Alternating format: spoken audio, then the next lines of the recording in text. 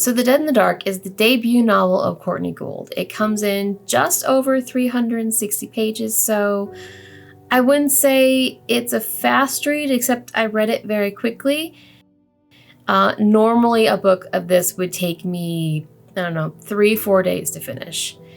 It's definitely YA, and it kind of fits into the bookshelf corner of dark supernatural. There are ghosts involved, and it definitely has dark overtones of, teenager death and that sort of thing.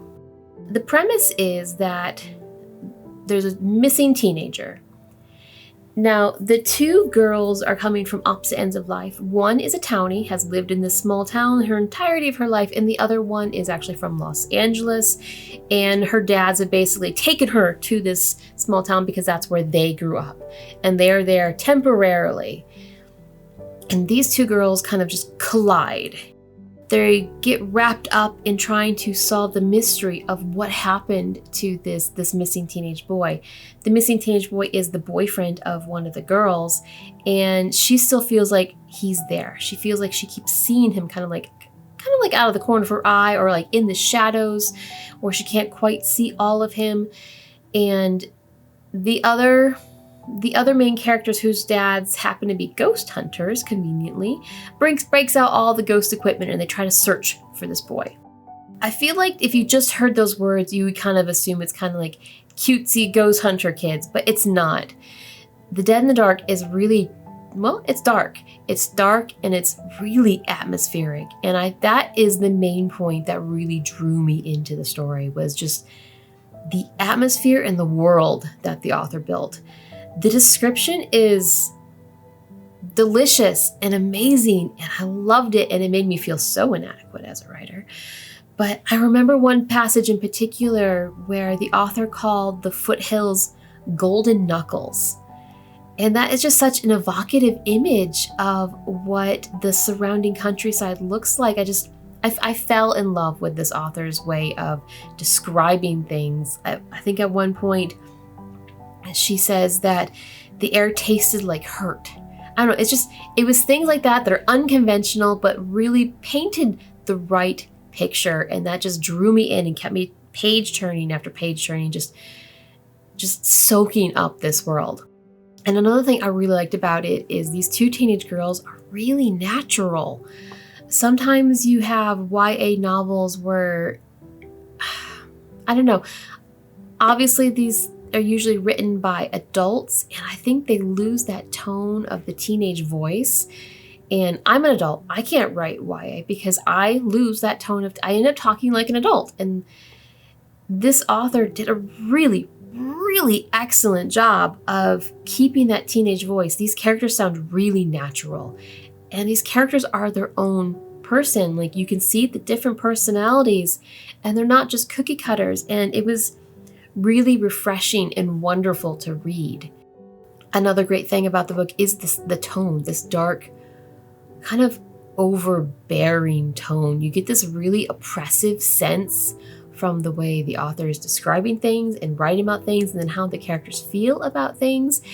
Everything feels really like almost suffocating. Everything feels very close, even though they're in like the country, and it's not like a city, so there's big open skies and big open places, and a place that should feel expansive, it feels very close. And that gives you a level of anxiety and tension that wouldn't normally be in a setting like that. And it was really great to read it and just be immersed in it. So the one thing I didn't like about this book is the ending, which is kind of a big deal.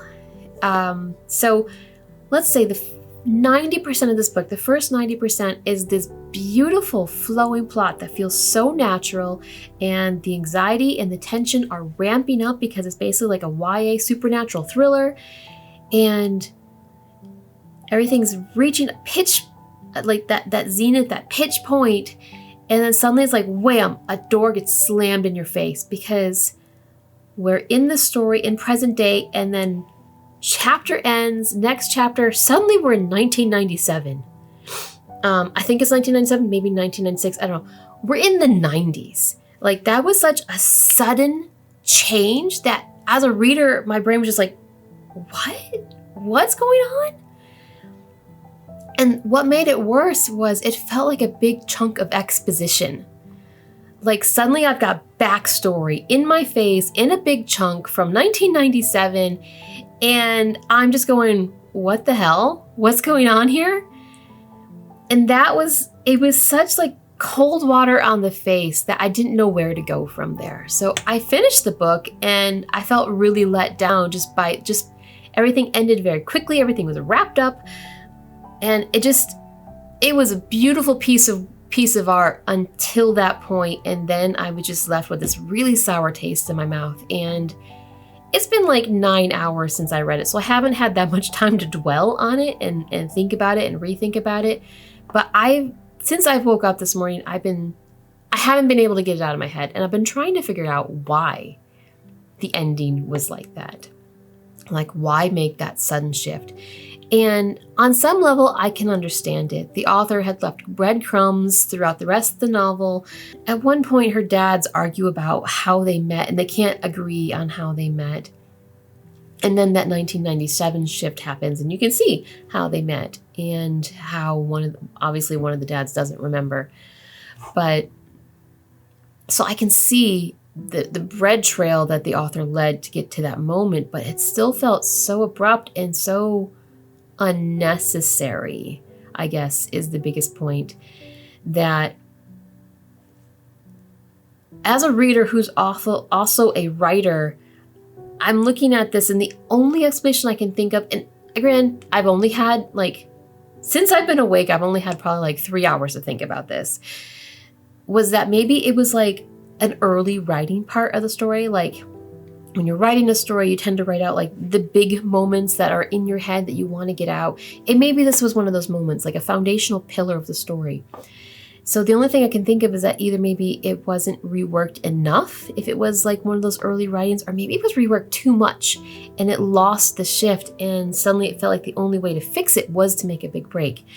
And I don't know, obviously I'm not the author, so I'm not in their shoes, but man, that ending really threw me, and I didn't like it. It left this sour taste that I just couldn't get rid of. So having said all of that, here's why I think you should read it. Would I recommend it? Absolutely, yes. Go out and read this book. Just even discounting the ending. And you know what? The ending is only my opinion. Maybe you love the ending. Maybe you think it fits in wonderfully with the book. But even just discounting that, the first 90% of the book is beautiful, and just soak it in and accept the characters for who they are and get lost in the atmosphere. I absolutely recommend that you read this book. It was a great read.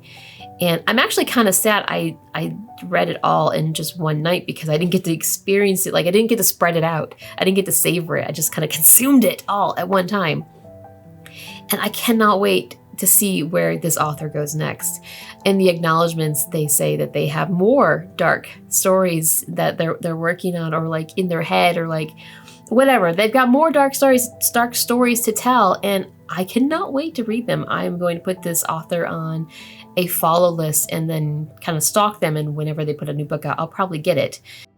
So yes, absolutely, I recommend this book if you enjoy the genre. And again, it's like a YA dark supernatural, and I might even throw thriller into that, just due to the ramping anxiety and tension in the plotline.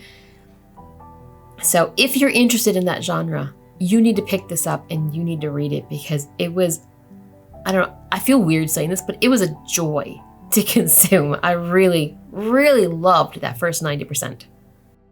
So in a couple weeks, I'll be putting out the list of books I'll be reading in November. And until then, happy reading, and I'll see you next time.